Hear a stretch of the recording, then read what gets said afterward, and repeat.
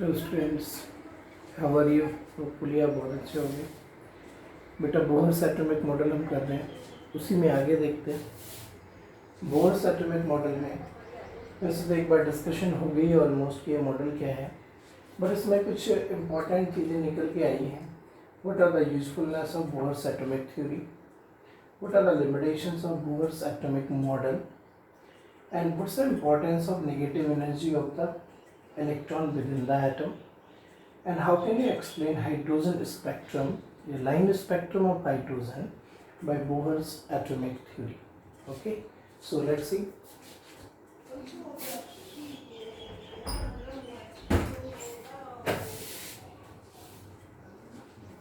देखिए बेटा, हमने स्टडी करा हुआ है कि बोहर्स एटॉमिक थ्योरी है क्या। ठीक है, एट ए ग्लांस आप सभी जानते हो कि अकॉर्डिंग टू बोहर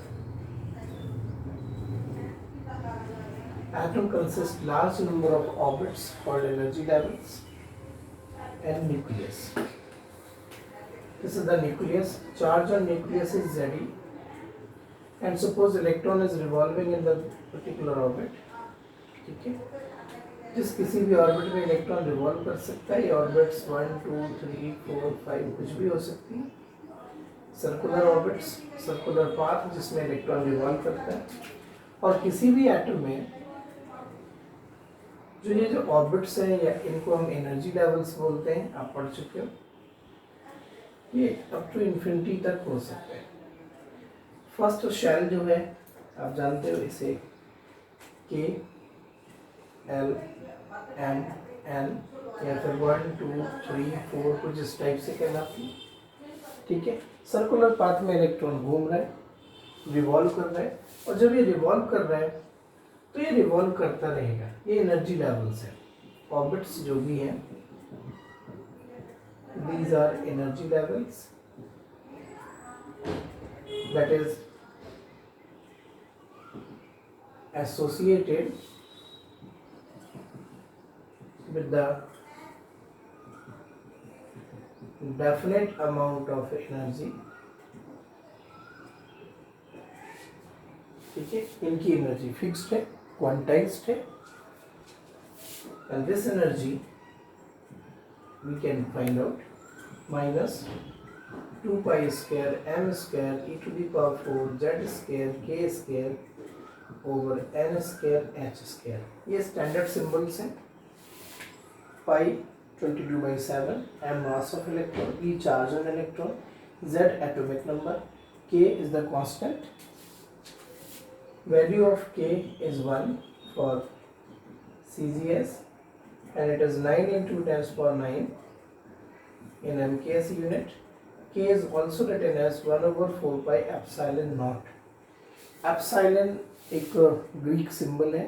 एप्सिलॉन ये जो नॉट है, it represents the permittivity of the medium, that is the medium between the charge. दो चार्ज के बीच में क्या मीडियम है, ये उसकी वैल्यू इस पे डिपेंड करती है।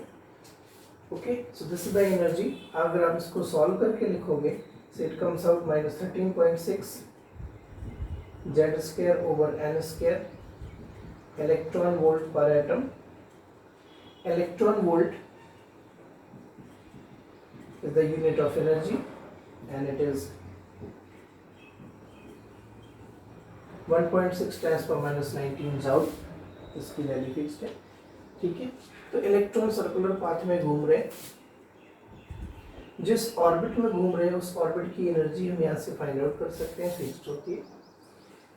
आपको मैंने ये भी बताया था बेटा, जैसे जैसे न्यूक्लियस से डिस्टेंस बढ़ती है, this is the energy level increment, energy बढ़ती है, and at last at infinity की एनर्जी 0 होती है। This is the ionisation level. इसके बाद फिर इलेक्ट्रॉन ने बाहर ही निकलना है। यहाँ पे वैल्यू 0 है, दैट मीन्स वेरी क्लियर कि अगर आयनाइजेशन लास्ट ऑर्बिट जो इन्फिनिटी हम कंसीडर कर रहे हैं, वहाँ पे एनर्जी किसी इलेक्ट्रॉन की 0 है। Then what should be the energy of electron within the atom. इसका बेटा एक कंसेप्ट होता है, इन्फिनिटी पे कोई इलेक्ट्रॉन है तो न्यूक्लियस से बहुत दूर हो गया, न्यूक्लियस उस पर कोई अट्रैक्शन फोर्स नहीं लगाएगा, बहुत दूर है। जब आप उस इलेक्ट्रॉन को वापस न्यूक्लियस की फील्ड में लेके आओगे, जब आप उस इलेक्ट्रॉन को नियर द न्यूक्लियस लेके आओगे, तो जैसे जैसे वो पास आएगा there will be the attraction. Attraction मतलब बॉन्ड फॉर्मेशन। बॉन्ड फॉर्मेशन से कुछ एनर्जी रिलीज होती है हमेशा। पहले एनर्जी जीरो थी, और जब वो इधर आ रहा है, well any electron is carried out from infinity under the nucleus, और किसी भी ऑर्बिट में आप लेके आओगे तो अट्रैक्शन होगी। अट्रैक्शन से एनर्जी रिलीज होती है। दैट मीन्स जब तक इलेक्ट्रॉन न्यूक्लियस से बाउंड रहेगा या किसी ऑर्बिट में रहेगा, वो उसके साथ अट्रैक्टेड रहेगा, और फाइनली इनफाइनाइट लेवल पे उसकी एनर्जी जीरो है। तो जब तक ये बाउंड रहेगा उसकी एनर्जी क्या होगी, नेगेटिव होगी। This is the cause you can से total energy of electron within the atom is taken as negative.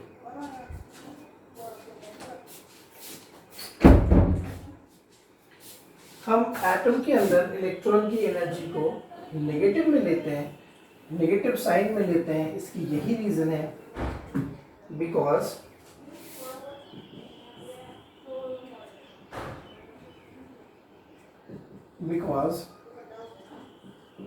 electron is bonded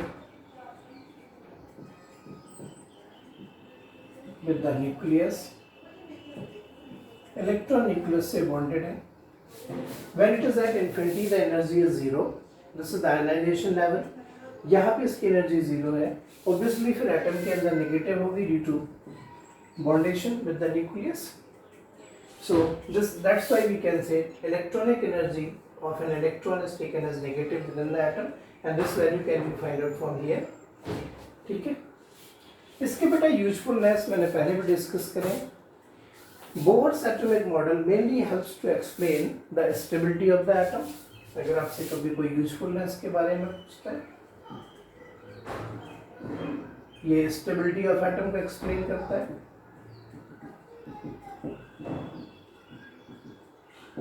stability of atom कैसे एक्सप्लेन होता है, जैसे रदरफोर्ड ने कहा था इलेक्ट्रॉन घूम रहा है और घूमता रहेगा, घूमते घूमते उसकी एनर्जी कम हो जाएगी।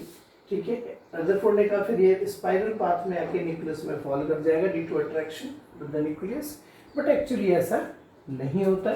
इसकी वजह ये है कि जब कोई भी पार्टिकल सर्कुलर पाथ में मूव कर रहा होता है, मान लीजिए electron having mass m, speed v, and it revolves in the circular path of radius r.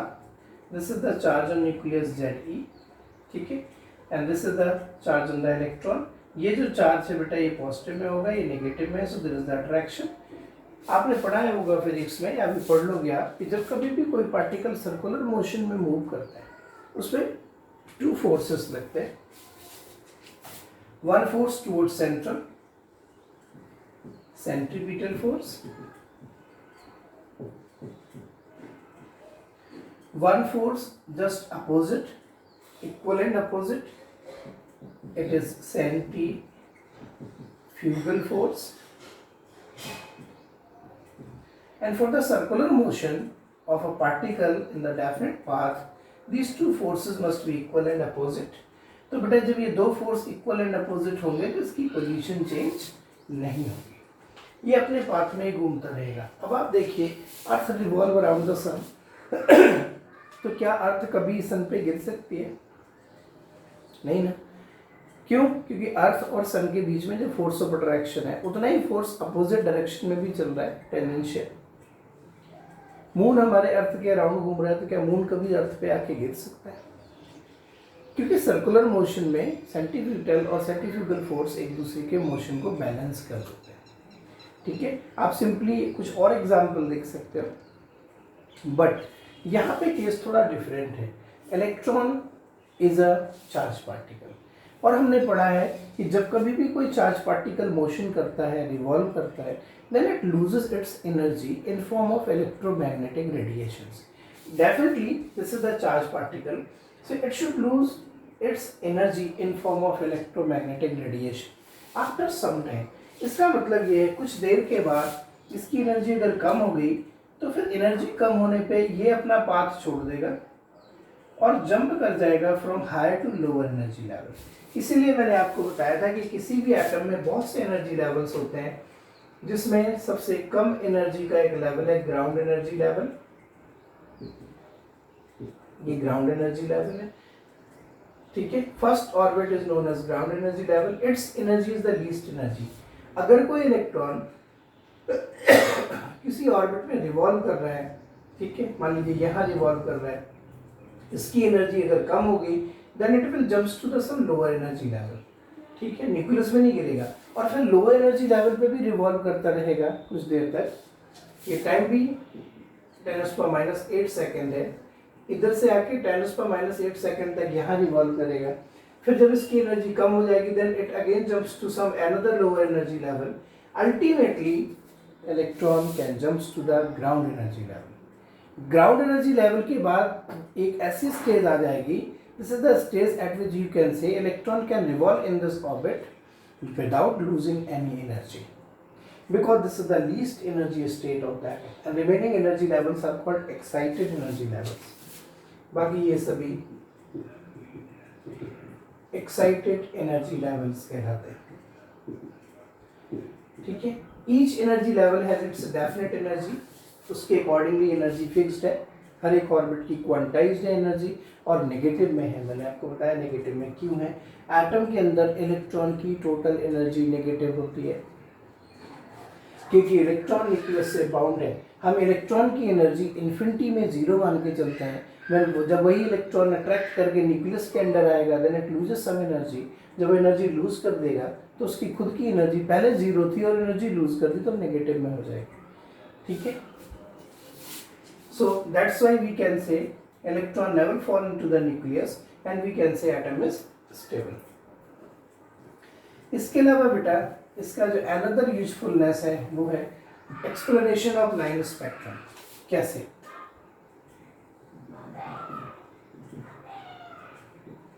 Explanation of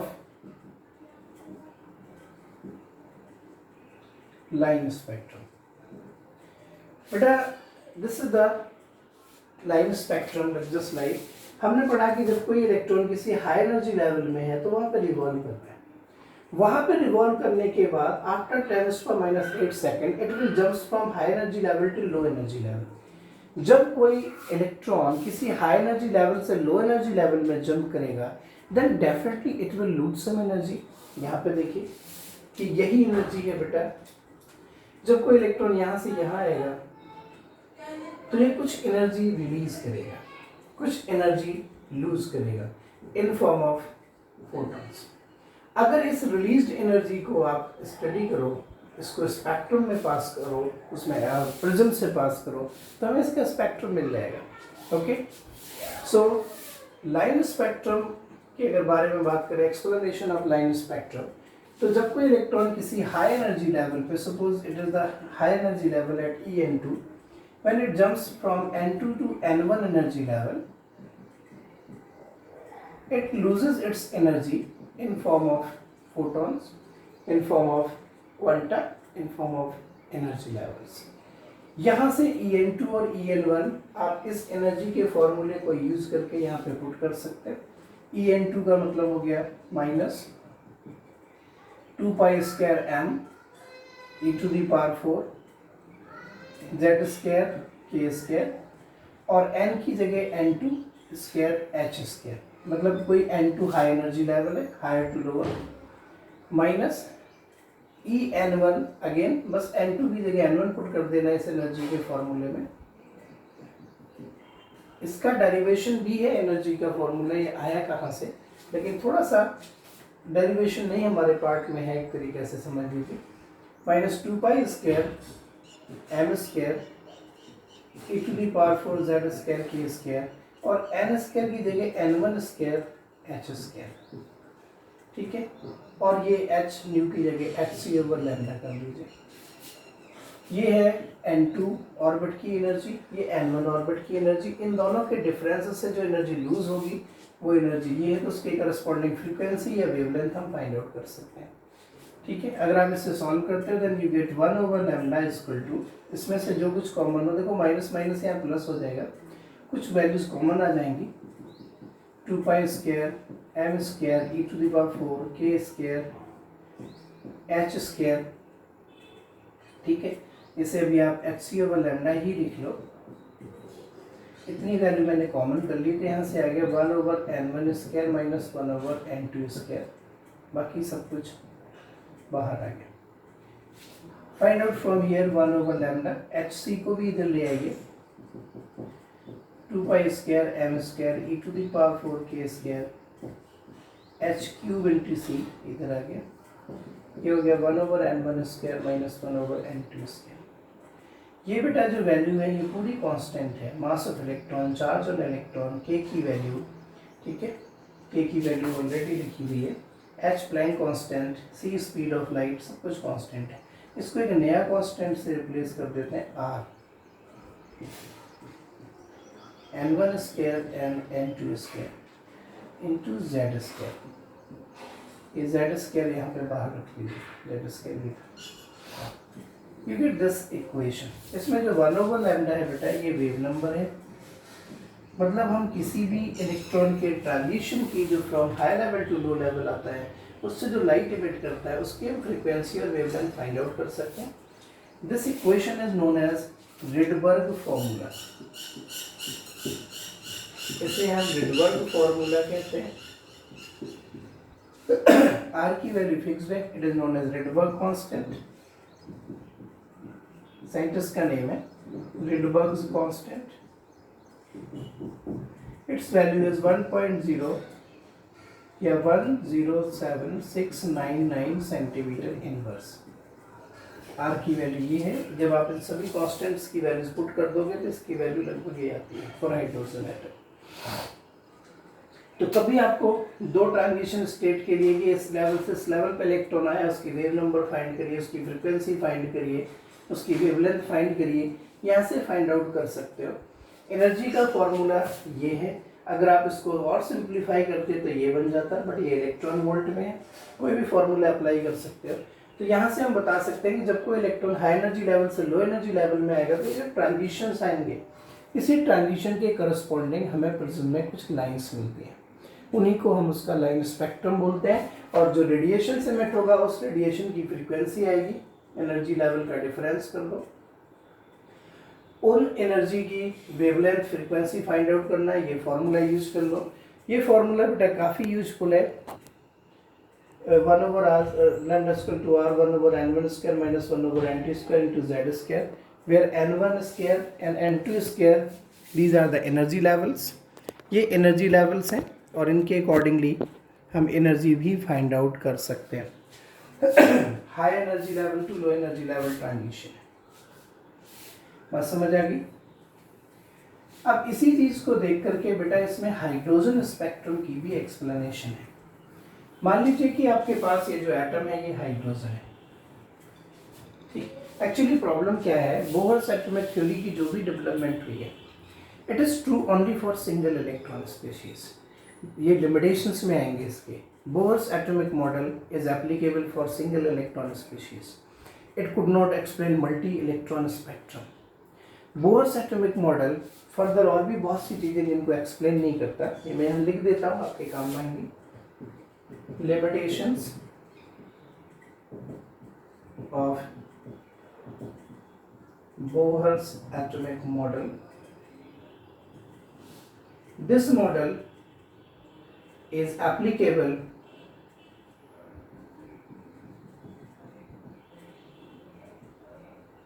only for single electron species। अगर एटम में एक से ज्यादा इलेक्ट्रॉन हो फिर ये थ्योरी फेल है। That is for hydrogen, helium plus, lithium 2+, beryllium 3+, ठीक है, लाइक दिस, इस तरीके से। That is it could not explain multi electron spectrum. ये बेटा सिंगल इलेक्ट्रॉन की मूवमेंट को तो शो कर सकता है, जब इलेक्ट्रॉन हाई एनर्जी लेवल से लो में जंप होगा तो एनर्जी रिलीज होगी, इसका स्पेक्ट्रम आप दिखा सकते हो, लाइंस दिखा सकते हो। बट अगर नंबर ऑफ इलेक्ट्रॉन्स ज़्यादा हो, फिर high to low, low to high, उसके स्पेक्ट्रम की स्टडी नहीं हो सकती। थर्ड वन, ये भी आगे आएगा लेकिन फिर भी मैं लिख देता हूँ, it could not explain, ये जो आगे की स्टडी है उसमें एक टर्म आता है ज़ीमैन एंड स्टार्क इफेक्ट, इसको एक्सप्लेन नहीं करता। ये आगे की थ्योरीज है, ये है क्या अभी हमने पढ़ना है, एक्सप्लेनेशन बाद में होगी। It could not explain, but सीधी सी बात है, इसके आगे जो भी डेवलपमेंट हुई उसको तो एक्सप्लेन नहीं करेगा ना। सब्जेक्टिव पॉइंट ऑफ व्यू से लिखने के लिए आप एक दो पॉइंट्स अभी समझ लीजिए, बाकी ये सारी लिमिटेशंस अगली थ्योरी की पॉजिटिवनेस है तो ऑब्वियसली इसकी लिमिटेशन ही होगी। It could not explain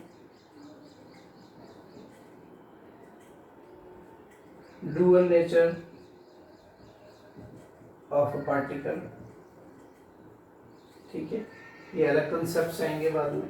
So these are the some limitations of Bohr's atomic model.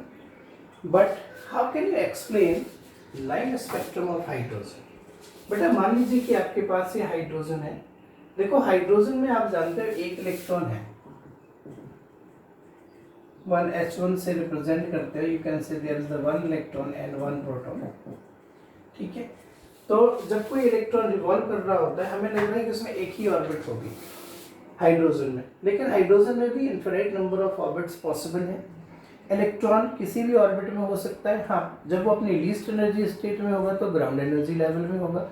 अगर किसी इलेक्ट्रॉन को बाहर से एनर्जी मिले, सपोज भी ग्राउंड स्टेट में, अगर हम इसको बाहर से एनर्जी प्रोवाइड करेंगे then it will jumps to some another high energy level, और अगर इलेक्ट्रॉन रिवॉल्व कर रहा है तो automatically it jumps from high to low, low to another low due to the emission of radiation. Okay, so if we talk about hydrogen spectrum, तो बेटा वहां पे भी देखा गया कि जो एक इलेक्ट्रॉन है हाइड्रोजन में, मान लीजिए वो किसी ऑर्बिट में था, nth ऑर्बिट में कहीं पे भी था, वो रिवॉल्व करता रहा, रिवॉल्व करते करते it will jumps to the lower energy level, another lower energy level. फिर जब हमने इसको प्रिज्म से पास करा, ये जो लाइट निकल रही है इसका स्पेक्ट्रम स्टडी करा तो देखा इसमें बहुत सारी लाइंस ऑब्जर्व होती है, जिसको लिखना क्या है, when emitted light from the emitted light from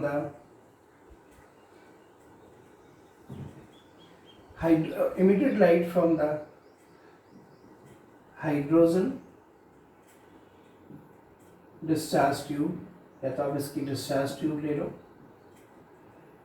और radiation emitted when electron in hydrogen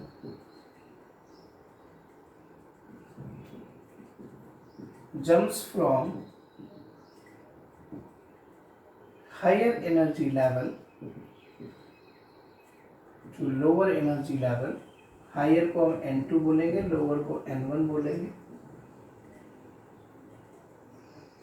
lower energy level,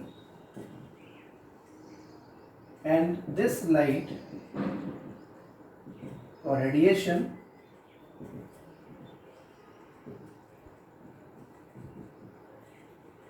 is passed through, this light radiation is passed through the prism, then the observed lines on the screen is called line spectrum, which is studied by number of scientists. अगर आप इस light को prism से पास कर दो तो आपको screen पे बहुत सारी लाइंस मिलेंगी, and because this is the hydrogen atom, electrons jump from high energy level to low energy level, तो वो जो रेडिएशन आएगा, जो लाइट आएगी, ठीक है, उसका जो हमें स्पेक्ट्रम ऑब्जर्व होगा वो लाइन स्पेक्ट्रम होगा। अब प्रॉब्लम ये है एक्सप्लेनेशन का होता है लाइन स्पेक्ट्रम क्यों है, because these transitions can be considered as a line. अगर कोई इलेक्ट्रॉन यहाँ से यहाँ आ रहा है तो हम ये मान के चलेंगे कि वो एक ही फोटोन, एक ही टाइप का फोटोन इमिट करेगा। One photon represents one radiation.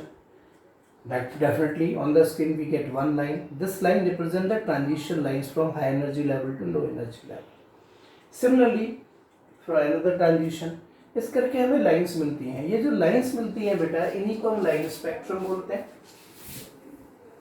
और ये ऑब्जर्व करा गया, मैं आपको थोड़ा सा इसमें एक डिफरेंट तरीके से बता रहा हूँ।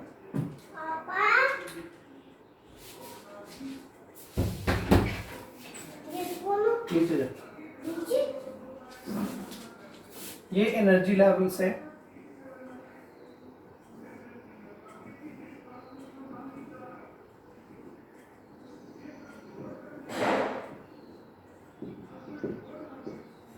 मान लीजिए ये इन्फिनिटी एनर्जी लेवल्स हैं, ठीक है, और ये सपोज करो ग्राउंड एनर्जी लेवल। ये ऐसे मैंने इनको ऐसे शो कर दिया, this is the ground energy level, it has least energy, this is the, these are the excited energy levels,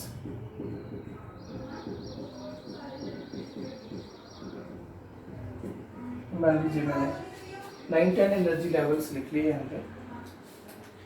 suppose कोई इलेक्ट्रॉन किसी पर्टिकुलर हाई एनर्जी लेवल में यहाँ पे हाइड्रोजन स्पेक्ट्रम में एक ही इलेक्ट्रॉन है, when an electron jumps from any high energy level to the ground state, electron कहीं पे भी है, अगर वो वहां से जंप करके ग्राउंड एनर्जी लेवल में जा रहा है, ठीक है, कहीं से भी किसी भी एनर्जी लेवल से, अगर कोई रह गया हो, ठीक है,